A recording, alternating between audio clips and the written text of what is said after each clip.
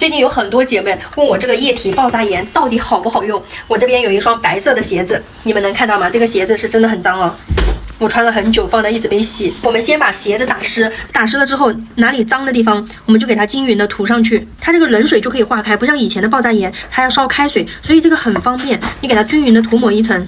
其实这种布料的鞋子挺难洗的。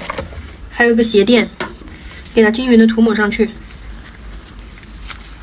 不赶时间，就等个半个小时左右。鞋子已经静置了大概半个小时左右，我现在给它刷一下。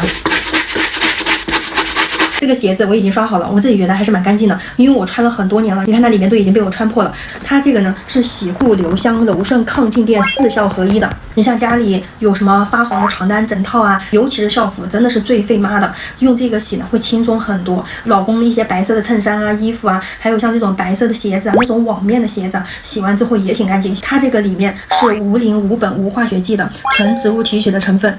所以呢，小宝宝的衣服啊都是可以用的，直接用手洗也不会伤手啊，而且还能做到72小时留香。这个东西啊也是干洗店的朋友推荐给我的，他说你像酒店里面的床单被套啊，为什么那么干净，就得用的这个东西洗的。他之前一直都是全国统一价29.9块，这么一桶2斤重，我就没有舍得买。后来呢，19.9块一桶的时候我也忍住了，现在他们家双11冲销量嘛，直接给我们这么3大桶，就是6斤重，我就觉得挺划算的。你就拿它当洗衣液用了，我觉得也不贵。